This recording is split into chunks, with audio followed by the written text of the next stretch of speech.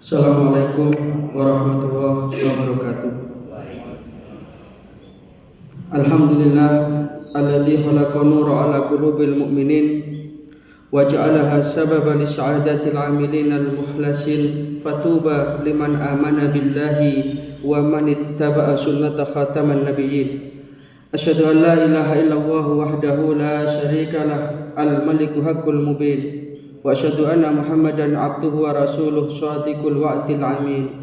Allahumma fasholli wa sallim wa barik ala nabiyyina Muhammadin wa ala alihi ashabbihi ajma'in. Amma ba'du, subhanaka la ilma lana illa ma 'allamtana innaka antal alimul hakim. Rabbi shrah li sadri wa yassir li amri wahlul 'uqdatam min lisani yafqahu qawli. Allahumma inna nas'aluka ilman nafi'a wa rizqan thayyiba wa amalan mutaqabbala walhamdulillahi rabbil alamin. Bapak Ibu hadirin jamaah salat subuh rahimakumullah, kita lanjutkan pelajaran hadis arba'in kita.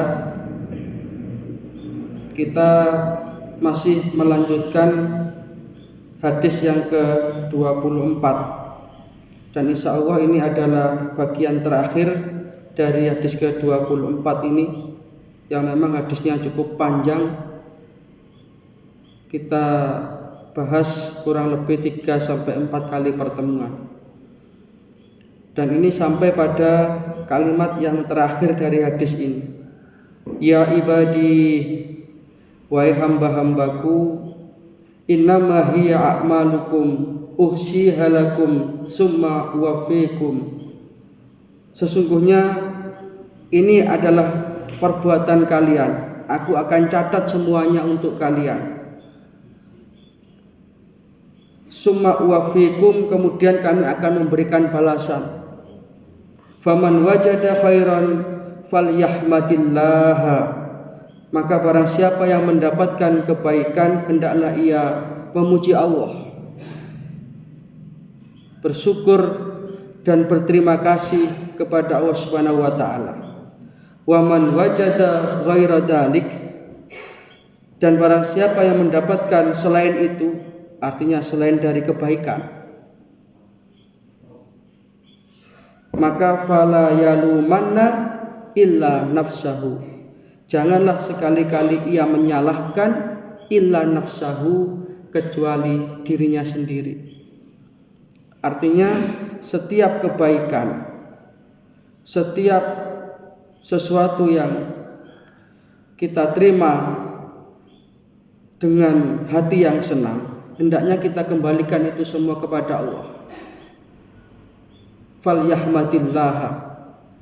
Maka di dalam hadis yang lalu diterangkan, alhamdulillah itu, kalimat alhamdulillah itu tamlaul mizan, bisa memenuhi timbangan catatan amal kebaikan manusia. Artinya ketika seseorang itu bersyukur, itulah saat berarti di mana dia menyadari posisinya sebagai seorang hamba yang tidak bisa apa-apa, tidak kuasa apa-apa, selain semua ini karena Allah.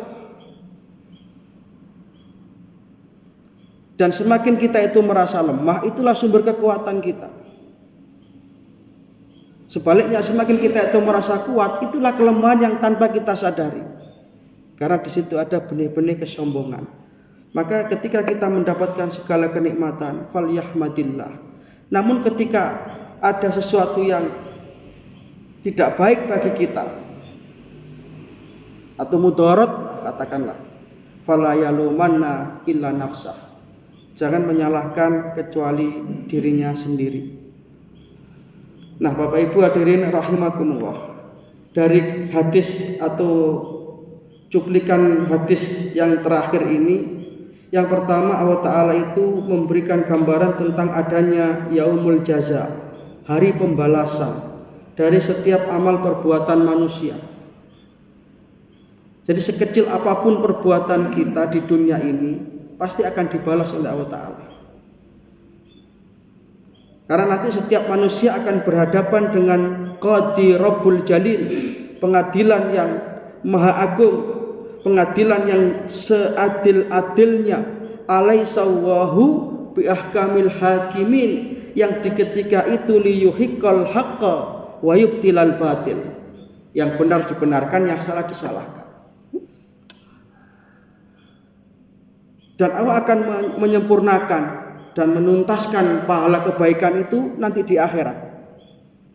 Wa innama tuwaffawna ujurakum yaumal qiyamah. Aku akan berikan balasan itu secara tuntas nanti di akhirat, bukan di dunia ini. Dan puncak kesuksesan dari perjalanan hidup seseorang adalah faman zuhziha 'anil nar wa udkhilal jannata faqad faz.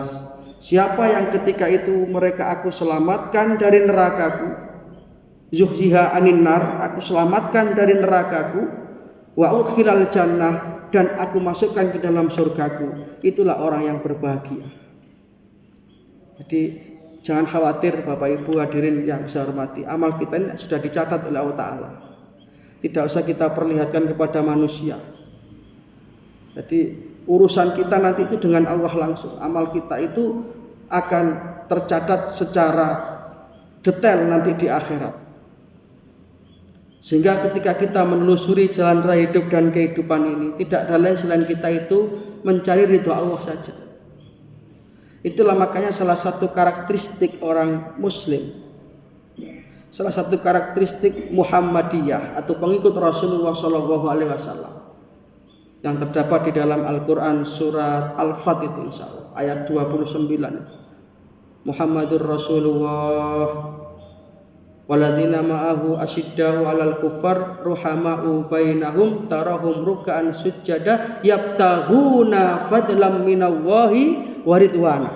Mereka hanya mencari fadl Allah, karunia Allah, mencari keridhaan Allah, supaya nanti akan sampai amalan ini di akhirat, sehingga kita akan bahagia karena diperlihatkan amal kebaikan kita.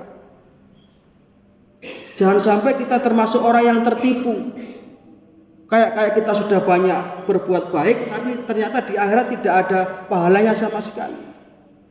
Seperti yang diterangkan di dalam sebuah hadis itu, nanti ada catatan amal kebaikan seseorang yang dilemparkan oleh Allah Ta'ala.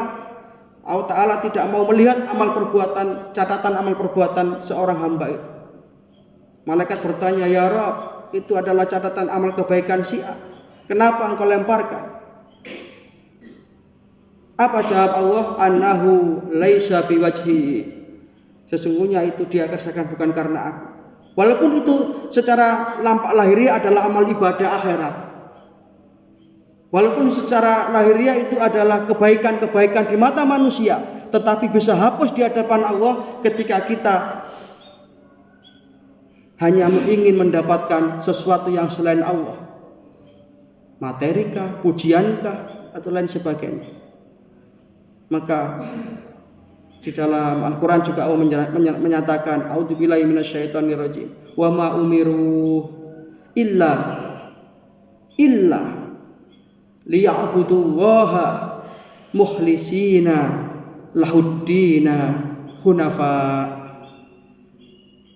wa yuqimus sholata wa yu'tus zakata wa dzalika dinul qayyimah.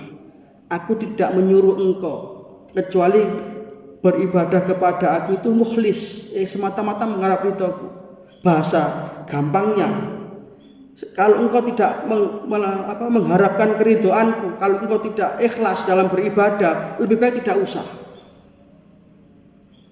Nah, mudah-mudahan dengan sekelumit hadis ini, di penutup hadis yang ke-24 ini, bisa membuka wawasan kita bahwa ada hidup sesudah mati, ada akhirat sesudah dunia, ada hari pembalasan.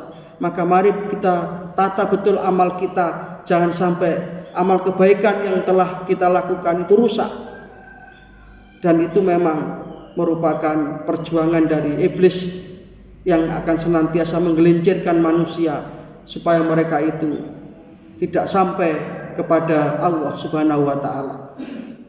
Maka sifat-sifat riya, ingin dipuji manusia, sifat-sifat kesombongan, ini harus kita kikis habis.